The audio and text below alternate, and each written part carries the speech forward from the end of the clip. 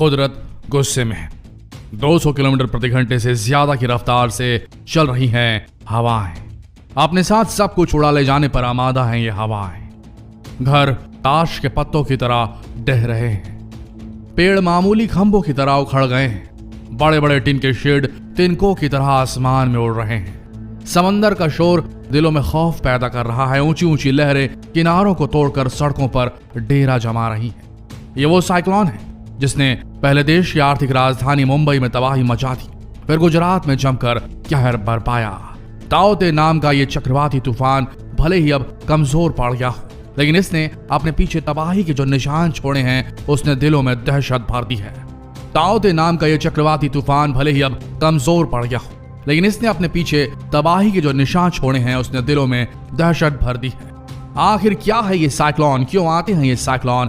ऐसा क्या होता है जो कुदरत इस कदर बागी होकर अपनों पर ही कहर बरपाने लगती है? ये वो सवाल है जिसका जवाब आप में से कई लोग जानना चाहते होंगे। तो आइए आज अपने इस वीडियो के जरिए हम आपको बताते हैं कि आखिर क्या है ये साइक्लोन और क्यों समंदर से उठने वाले ये तूफान किनारों पर बसे शहरों का रुख करते हैं और वहां अपनी तेज रफ्तार से तबाही मचा देते हैं। साइक्लोन, जिसे हम चक्रवात भी कहते हैं, ये समंदर में बनने वाला निम्न दबाव यानी कि लो प्रेशर का वो इलाका होता है जिसके चारों ओर हवाएं बहुत तेज स्पीड से चलती है और लगातार आगे बढ़ती रहती है। जब किसी साइक्लोन के आसपास चलने वाली हवाएं 150 से 250 किलोमीटर प्रति घंटे की रफ्तार पकड़ लेती है तो वो साइक्लोन और भी ज्यादा खतरनाक हो जाता है और तब इसे सुपर साइक्लोन कहा जाता है। आखिर में जब ये साइक्लोन तटीय इलाकों यानी कि समंदर से सटे शहरों के किनारों से टकराता है तो इस घटना को लैंडफॉल कहा जाता है। दोस्तों, एक तरफ कोरोना की मार तो दूसरी तरफ कुदरत का प्रहार। ये वक्त भारत के लिए काफी मुश्किलों भरा साबित हो रहा है। कोरोना नाम की महामारी रोजाना 4000 जानें ली रही है। इस संकट के बीच देश के कई राज्यों में एक और मुसीबत ने लोगों की नींद उड़ा दी है। इस मुसीबत का नाम है ताउते। ये एक चक्रवाती तूफान है जिसने कई शहरों में तांडव मचा दिया। कई लोगों को अपनी जान गंवानी पड़ रही है। कमजोर पड़ने से पहले इस तूफान ने केरल, कर्नाटक, महाराष्ट्र, गोवा, गुजरात और दीव के कई इलाकों में भारी नुकसान पहुंचाया है। इस चक्रवात की चपेट में आने से अकेले गुजरात में 45 से ज्यादा लोगों की मौत हुई है। यहाँ 16,000 से ज्यादा घरों को नुकसान पहुंचाया गया है। 40,000 से ज्यादा पेड़ और 70,000 से ज्यादा बिजली के खंभे उखड़ गए। सोमवार दोपहर को इस तूफान की वजह से मुंबई में भी काफी अफरा तफरी मची रही। मुंबई का एयरपोर्ट तक पूरे दिन ठप रहा। मुंबई वर्ली सी लिंक को तो 2 दिनों के लिए ही बंद कर दिया गया था। यहाँ नेवी और कोस्ट गार्ड को रेस्क्यू ऑपरेशन चलाना पड़ा।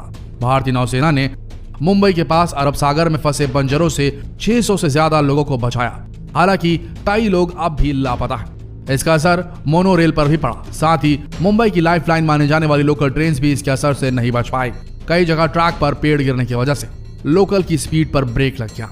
मुंबई में तो कोरोना वैक्सीनेशन का काम भी रोकना पड़ा। साथ ही समंदर किनारे बने अस्पतालों से करीब 600 कोरोना मरीजों को दूसरी जगह शिफ्ट करना पड़ा। 14 मई को अरब सागर से उठे इस तूफान की तबाही के निशान हर तरफ बिखरे नजर आए।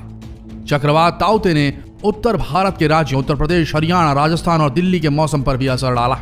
अब मौसम वैज्ञानिकों ने एक और चक्रवाती तूफान का अलर्ट जारी किया है जो अगले 2-3 दिनों में बंगाल की खाड़ी में बन सकता है।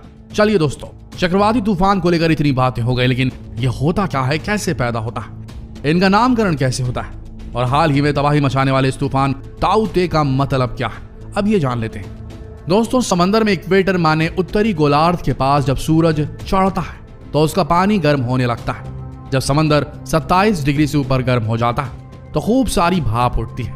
ये भाप और गर्म होती हवा आसमान में ऊपर उठती है। इसे ऐसे समझिए कि जैसे मेट्रो, लोकल ट्रेन या रोडवेज की बस में किसी के जगह छोड़ते ही आजू बाजू खड़े रहने वाले लोग वो जगह हथियाने दौड़ चले आते हैं, वैसे ही ऊपर उठती गर्म हवा की जगह लेने आसपास की हवा आ जाती। अब यही गर्म हवा ऊपर उठकर ठंडी होने लगती है और बनते हैं नमी से भरे बड़े बड़े बादल। आसमान में ऊपर उठते बादल कोरियोलिस फोर्स के चलते गोल गोल घूमने लगते हैं। कोरियोलिस फोर्स धरती के घूमने से पैदा होने वाला एक बल होता है। हवा के इधर उधर होने और बादल बनने का सिस्टम जब लगातार चलता है तो बात सीरियस हो जाती है, क्योंकि तब एक तूफान का जन्म होता है। जितनी गर्मी और नमी होगी तूफान उतना ही जोर का होगा। ये जानिए कि इक्वेटर के ऊपर माने उत्तरी गोलार्ध में तूफान बाईं तरफ घूमते हैं और नीचे माने दक्षिणी गोलार्ध में तूफान दाईं तरफ घूमते हैं।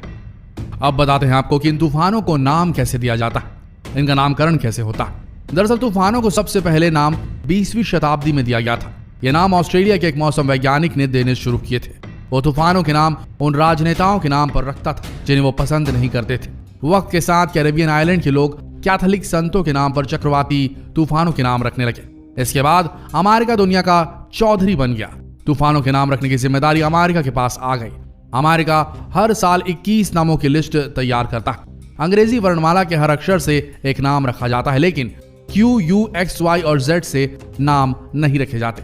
अगर साल में 21 से ज्यादा तूफान आते हैं तो फिर उनका नाम ग्रीक अल्फाबेट जैसे अल्फा, बीटा, गामा रख दिया जाता है। इन नामों को रखने में भी ऑड इवन फॉर्मूला अपनाया जाता है। इवन साल जैसे 2004, 2014, 2018 में चक्रवात को आदमी का नाम दिया जाता है, और साल जैसे कि 2001, 2003, 2007 में चक्रवात को औरत का नाम दिया जाता है। इसके अलावा एक नाम 6 साल के अंदर दोबारा इस्तेमाल नहीं किया जाता। ज्यादा तबाही मचाने वाले तूफानों के नाम रिटायर कर दिए जाते हैं, जैसे कि कटरीना। अब जान लीजिए कि साइक्लोन के नाम रखने के मामले में भारत में क्या सिस्टम है। दरअसल अपने यहाँ का सिस्टम थोड़ा सा अलग है। भारत सारे नाम खुद तय नहीं करता। भारत में तूफानों का नाम देने का चलन 2004 में शुरू हुआ था।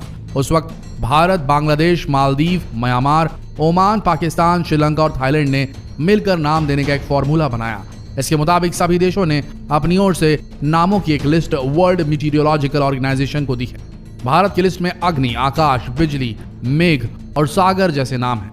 पाकिस्तान की भेजी लिस्ट में नीलोफर, तितली, बुलबुल जैसे नाम है।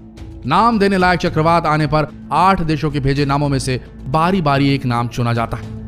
अपने यहाँ के सिस्टम में 10 साल तक एक नाम दोबारा इस्तेमाल नहीं किया जाता। ज्यादा तबाही मचाने वाले चक्रवातों के नाम को रिटायर कर दिया जाता है। इस बार नाम देने की बारी म्यांमार की थी और उसने नाम दिया है ताउते। ताउते को बहुत ही गंभीर चक्रवाती तूफान की कैटेगरी में रखा गया है। एक रिपोर्ट के मुताबिक हाल के वर्षों में अरब सागर में पहले के मुकाबले कई मजबूत साइक्लोन डेवलप हो रहे हैं। ताउते अरब सागर में लगातार विकसित होने वाला चौथा चक्रवात, वो भी प्री मॉनसून के समय में, यानी अप्रैल से मई के बीच में। 2018 के बाद इन सभी साइक्लोनों को या तो सुपर साइक्लोन या उससे ऊपर की कैटेगरी में रखा गया। अब ताउते का मतलब भी जान लीजिए। इसका मतलब होता है गेको। ये बर्मी भाषा में एक हिंसक छिपकली की प्रजाति है, यानी ताउते का मतलब निकलता है शोर मचाने वाली छिपकली। तो दोस्तों, इस वीडियो में दी गई जानकारी आपको कैसे लगी कमेंट बॉक्स में जरूर बताएं, और ऐसे ही वीडियोस के लिए, जानकारीप्रद वीडियोस के लिए बने रहिए हमारे चैनल तक। जितना हो सके इस वीडियो को शेयर करें। इसी तरीके से आप हमारी मदद कर सकते हैं, जिससे हमें बल मिलेगा और भी जानकारीप्रद वीडियोस बनाने के लिए। धन्यवाद आपका इस वीडियो के अंत तक बने रहने के लिए।